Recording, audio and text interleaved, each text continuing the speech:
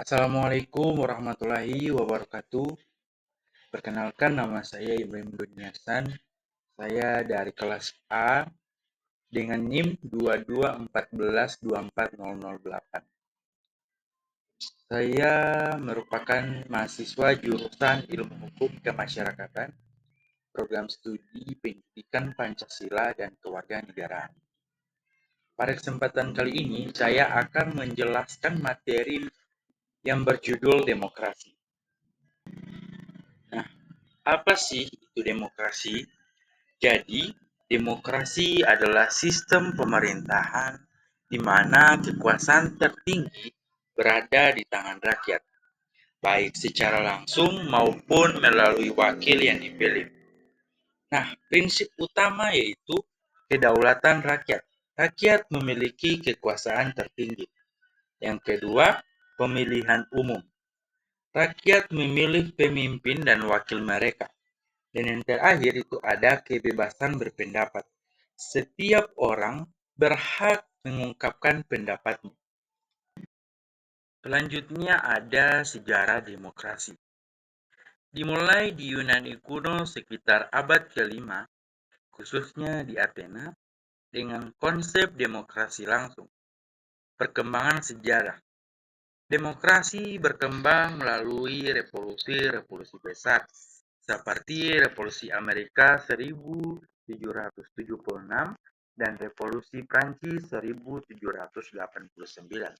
Pembentukan negara-negara demokratis modern pada abad ke-20. Kemudian ada jenis-jenis demokrasi. Rakyat terlibat langsung dalam pembuatan keputusan negara. Contohnya referendum, demokrasi perwakilan.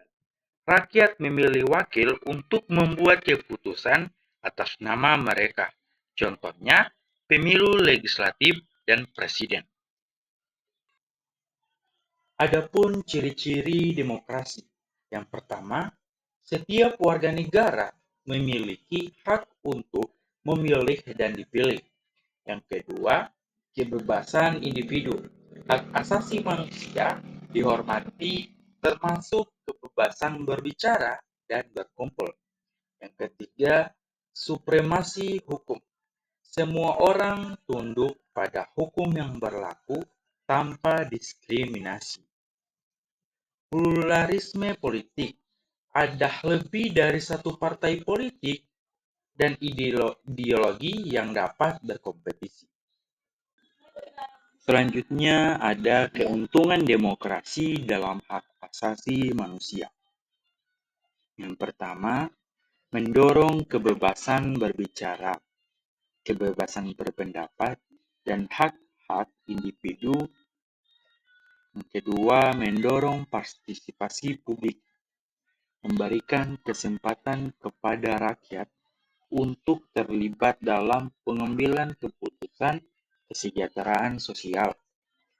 Yang ketiga, pemerintah yang demokratis, cenderung lebih responsif terhadap kebutuhan rakyat, pengawasan terhadap kekuasaan. Dan yang terakhir, kekuasaan dibatasi oleh hukum dan diawasi oleh lembaga yang independen. Kemudian ada tantangan demokrasi korupsi. Nah, praktik korupsi dapat merusak integritas sistem demokrasi, antara lain seperti polarisasi politik. Nah, perbedaan pandangan politik yang tajam dapat mengganggu kestabilan.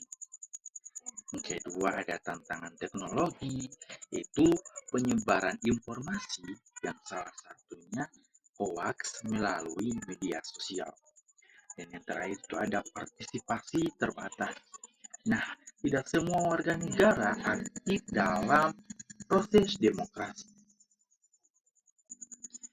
Adapun demokrasi Indonesia, yaitu Indonesia menganut sistem demokrasi sejak kemerdekaan pada 1945. Demokrasi Indonesia berkembang dari sistem parlementer ke presidensial. Pemilu di Indonesia pemilu presiden dan legislatif yang diadakan setiap 5 tahun. Proses pemilu yang bebas dan adil. Dan adapun demokrasi dan globalisasi. Pengaruh teknologi dan komunikasi global terhadap sistem demokrasi. Demokrasi semakin dipengaruhi oleh norma internasional dan global. Nah, isu-isu demokrasi global, penyebaran demokrasi di seluruh dunia, dan tantangan terhadap pemerintah otoriter. Dan yang terakhir itu ada kesimpulan. Untuk memilih pemimpin dan menentukan kebijakan, pentingnya partisipasi. Nah, partisipasi aktif rakyat sangat penting untuk kelangsungan demokrasi yang sehat. Tantangan yang harus dihadapi, demokrasi harus beradaptasi dengan perubahan zaman dan tantangan global agar tetap relevan. Baiklah, itulah presentasi materi dari saya. Kalau ada salah kata, saya mohon maaf. Karena kesempurnaan itu hanya milik Allah dan kesalahan milik kita. Karena semua manusia tidak pernah luput dari kesalahan. Sekian, wabillahi taufiq walhidayah. Wassalamualaikum warahmatullahi wabarakatuh.